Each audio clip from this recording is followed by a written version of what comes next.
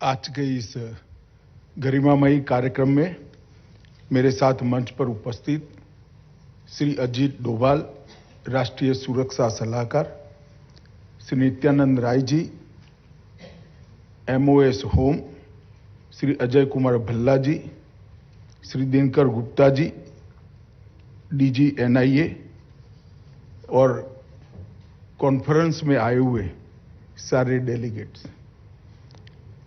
भारत की आज़ादी के अमृत महोत्सव के अवसर पर नई दिल्ली में आयोजित नो मनी फॉर टेरर के तीसरे मंत्री स्तरीय सम्मेलन के समापन सत्र को संबोधित करते हुए मुझे बहुत हर्ष और प्रसन्नता हो रही है।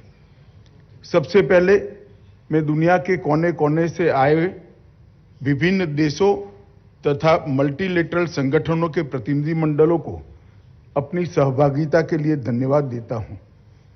इन 2 दिनों के दौरान प्रतिनिधियों ने टेरर फाइनेंसिंग में उभरते ट्रेंड्स, नई इमर्जिंग फाइनेंशियल टेक्नोलॉजी का दुरुपयोग तथा टेरर फाइनेंसिंग के क्षेत्र में अंतर्राष्ट्रीय सहयोग, ये 3 विषय पर विचार विमर्श किया ताकि प्रभावी रूप से नो मनी फॉर टेरर का हमारा उद्देश्य सफल हो पाए। इस चर्चा को आने वाले दिनों में हमें एक वर्केबल रणनीति की सोच में ढालना होगा, जिससे हमें निश्चित ही ये लड़ाई लड़ने में मदद होगी।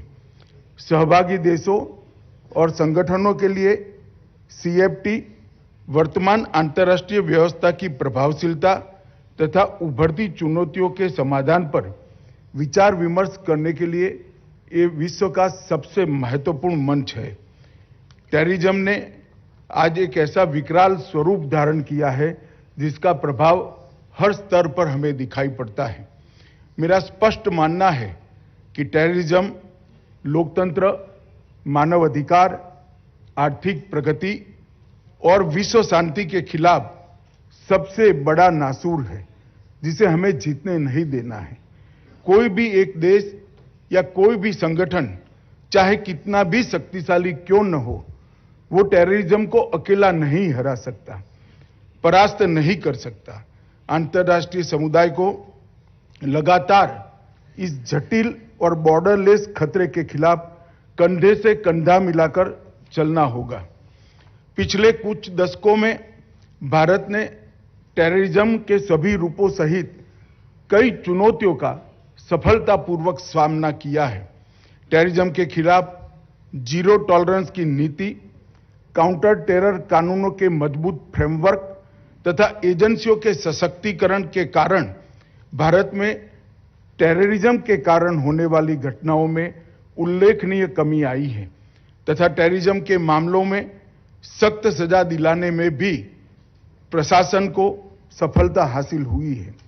इन्वेस्टिगेशन को विज्ञान और तकनीक से लैस करने के उद्देश्य से फोरेंसिक साइंस को भारत में विशेष बढ़ावा दिया जा रहा है। इस दिशा में प्रधानमंत्री नरेंद्र मोदी जी की कल्पना से दुनिया के पहले नेशनल फोरेंसिक साइंस यूनिवर्सिटी की स्थापना की गई है। भारत सरकार ने यह भी तय किया है कि टेररिज्म, नारकोटिक्स और आर्थिक अपराधों जैसे अपराधों पर राष्ट्रीय और अंतर्राष्ट्रीय डेटाबेस विकसित किया जाएगा। साइबर अपराध का व्यापक तरीके से मुकाबला करने के लिए भारत सरकार ने भारतीय साइबर अपराध समन्वय केंद्र की स्थापना की है। ये प्रयोग अपने आप में बहुत सफल रहा है। मैं प्रधानमंत्री मोदी जी के संकल्प को यहां पर फिर से एक बार दोहराना चाहूंगा। भारत काउंटर टेररिज्म और CFT के लिए अंतर्राष्ट्रीय सहयोग का केंद्र बिंदु बनेगा, ये सुनिश्चित है। हम टेररिज्म के सभी रूपों के खिलाफ एक प्रभावी, दीर्घकालिक और ठोस लड़ाई के बिना भयमुक्त समाज, भयमुक्त दुनिया का अस्तित्व सोच ही नहीं सकते हैं। हमारे राष्ट्र के नागरिकों ने नेतृत्व पर सबसे बड़ी जिम्मेदारी सौंपी है उनकी सुरक्षा की, और हमारा ये कर्तव्य है कि इस जिम्मेदारी की कसौटी पर हम खरे उतरे। पिछले 2 दशक में संयुक्त राष्ट्र सुरक्षा परिषद ने इस खतरे से निपटने के लिए एक ढांचा विकसित किया है, जिसका मुख्य उद्देश्य काउंटर टेररिज्म सैंक्शन व्यवस्था खड़ी करना है। टेररिज्म को स्टेट फंडेड एंटरप्राइज बनाने वाले देशों की कार्यवाहियों पर कुछ हद तो इससे अंकुश लगाने का काम हुआ है, परंतु इसको और कठोर, पारदर्शी और सटीक बनाना बाकी है। हमारी सबसे पहली प्रतिबद्धता होनी चाहिए ट्रांसपेरेंसी के साथ कोऑपरेशन की। सभी देशों को, सभी संगठनों को बेहतर और प्रभावी तरीके से इंटेलिजेंस साझा करने में पूरी तरह से ट्रांसपेरेंसी का संकल्प लेना होगा। हमें टेररिज्म और टेररिस्ट गुटों के खिलाफ की इस लड़ाई को प्रत्येक भौगोलिक क्षेत्र में और प्रत्येक वर्चुअल में लड़ना होगा। ऐसे कई मामले सामने आए हैं जहां अन्य मकसदों की आड़ में कुछ संगठन राष्ट्रीय और अंतर्राष्ट्रीय स्तर पर आतंकवाद और रेडिकलाइजेशन को बढ़ावा दे रहे हैं। यह भी देखा गया है कि ये संगठन आतंकवाद को फाइनेंस करने की चैनल भी बनते जा रहे हैं। अभी हाल में ही भारत सरकार ने सामाजिक गतिविधियों की आड़ में युवाओं को रेडिकलाइज करके उन्हें आतंकी और धकेलने की साजिश करने वाली एक संस्था को बैन किया है। मेरा मानना है कि प्रत्येक देश को ऐसी संस्थाओं को चिन्हित करके उनके विरुद्ध कार्यवाही करनी चाहिए।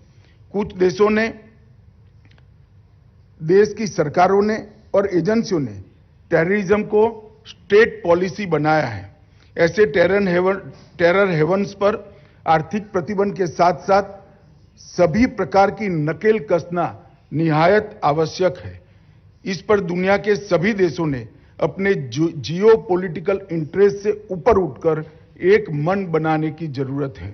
हम देखते हैं कि कुछ देश राजनीति के लिए आतंकवादियों और आतंकवाद को पनाह देने वालों का बार बार समर्थन करते हैं।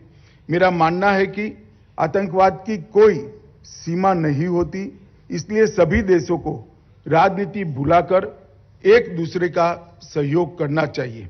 साथ ही सभी देशों को टेररिज्म और टेरर फाइनेंसिंग की व्याख्या पर भी आम सहमति बनानी होगी। यह हमारे नागरिकों की सुरक्षा तथा मानव अधिकार और लोकतांत्रिक अधिकारों की रक्षा का मुद्दा है, न कि एक राजनीतिक मुद्दा है। टेररिस्ट ग्रुप इंफॉर्मेशन टेक्नोलॉजी और साइबर स्पेस को अच्छी तरह से समझते हैं। जनता की संवेदनशीलता को भी अच्छी तरह से वो समझते हैं, इसलिए उसका उपयोग भी करते हैं। आज साइबर स्पेस टेररिज्म के खिलाफ लड़ाई का एक प्रमुख युद्ध का मैदान बना है। वेपन टेक्नोलॉजी में भी बहुत परिवर्तन हुआ है। 21वीं सदी की लिथल टेक्नोलॉजी और ड्रोन टेक्नोलॉजी अब आतंकवादियों के पास भी उपलब्ध है। टेररिस्ट तथा टेररिस्ट ग्रुप की नारकोटिक्स जैसे संगठित अपराधों के साथ बढ़ते लिंक्स, क्रिप्टोकरेंसी तथा हवाला और टेरर फाइनेंसिंग की संभावनाओं को कई गुना बढ़ा देते हैं। इस सम्मेलन का मुख्य उद्देश्य यही है कि टेररिज्म और टेरर फाइनेंसिंग की सभी चैनलों की हम पहचान करें, टेरर फाइनेंसिंग के खिलाफ एक प्रैक्टिकल तथा वर्केबल रोड मैप बनाया जाए। IMF और वर्ल्ड बैंक के एक अनुमान के अनुसार दुनिया भर के क्रिमिनल हर वर्ष लगभग 2 से 4 ट्रिलियन डॉलर की लॉन्ड्रिंग करते हैं और इसमें बड़ा हिस्सा टेररिज्म को बढ़ावा देने के लिए इस्तेमाल किया जाता है। इस क्वांटम और चुनौती को देखते हुए सभी देशों के काउंटर टेरर और टेरर फाइनेंसिंग के क्षेत्रों में काम करने वाली एजेंसियां एवं अधिकारियों को एक दीर्घकालिक रणनीति अपनानी होगी। टेरर फाइनेंसिंग के संदर्भ में इस सभा का ध्यान मैं कुछ विषयों की ओर आकर्षित करना चाहता हूं, जो मेरी दृष्टि से हम सबकी प्रायोरिटी होनी चाहिए। एक, वित्तीय नेटवर्क में गुमनामी से लड़कर लीगल वित्तीय साधनों का डायवर्जन को रोकना पड़ेगा। 2, अन्य अपराधों द्वारा उत्पन्न मुनाफा टेररिस्ट गतिविधियों के लिए उपयोग में लाने से रोकना होगा। 3, नई फाइनेंशियल टेक्नोलॉजीज, वर्चुअल एसेट्स जैसे क्रिप्टो करेंसी, वॉलेट इत्यादि को टेरर एक्टिविटीज के लिए उपयोग करते हुए रोकने की तकनीक ढूंढनी होगी। लीगल चैनल्स, कैश कुरियर्स, हवाला का टेरर नेटवर्क द्वारा उपयोग पर एक साझा तंत्र हमें बनाना होगा। Non profit organisation, NPO sector का टेरर आइडियोलॉजी फैलाने में दुरुपयोग होता हुआ नजर में आता है, उसको भी हमें रोकना होगा।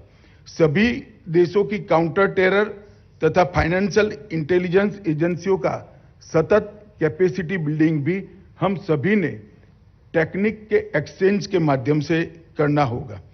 टेरर फाइनेंसिंग के सभी चरणों जैसे आतंकवादियों द्वारा फंड जनरेट करना, फंड का मूवमेंट करना, अन्य अपराधों के माध्यम से लेयरिंग करना तथा अंत में टेररिस्ट गतिविधियों के लिए इसका उपयोग करना, इस प्रत्येक स्टेज पर हमें नकेल कसनी होगी। इसके लिए वैश्विक स्तर पर एक स्पेसिफिक लेकिन कलेक्टिव अप्रोच की आवश्यकता मैं देखता हूं। सभी देशों को financial action task force FATF द्वारा सेट किए गए स्टैंडर्ड्स और रिकमेंडेशन को केवल कागज पर नहीं बल्कि स्पिरिट में इंप्लीमेंट करना होगा।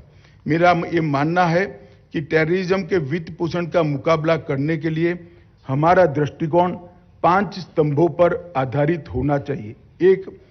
एक व्यापक मॉनिटरिंग फ्रेमवर्क स्थापित करना जिसमें सभी इंटेलिजेंस तथा इन्वेस्टिगेशन एजेंसियों में कोऑपरेशन, कोऑर्डिनेशन तथा कोलैबोरेशन हो पाए।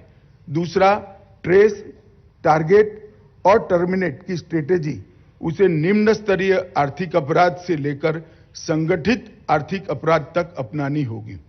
3, टेरर फाइनेंस के संबंधित लीगल स्ट्रक्चर को मजबूत करना और उसमें एक रूपता लाना बहुत जरूरी है। 4, नेक्स्ट जनरेशन टेक्नोलॉजी के दुरुपयोग के खिलाफ एक मजबूत टेक्निकल तंत्र हमें विकसित करना होगा।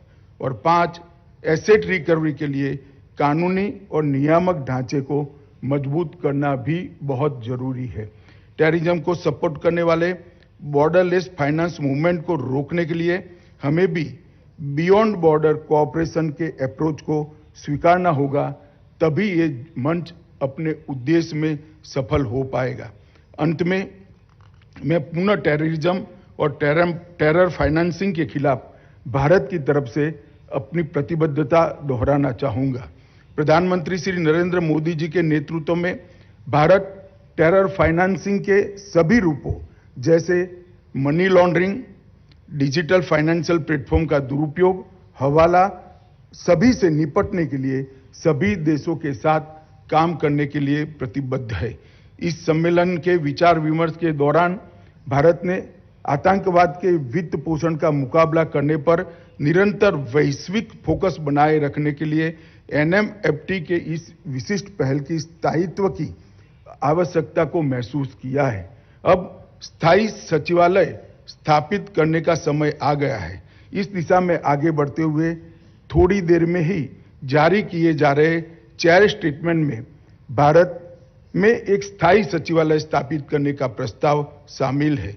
इस विषय पर शीघ्र ही सभी प्रतिभागियों के बहुमूल्य टिप्पणियां प्राप्त करने के लिए एक डिस्कशन पेपर सर्कुलेट किया जाएगा। मेजबान देश की ओर से मैं नई दिल्ली में आयोजित इस नो मनी फॉर टेरर सम्मेलन में भाग लेने के लिए सभी देशों और संगठन के प्रतिनिधिमंडलों का मन से धन्यवाद करता हूं। मैं आप सबकी सुखद और सुरक्षित स्वदेश वापसी की मंगल कामना के साथ मेरी बात को समाप्त करता हूं। वंदे मातरम।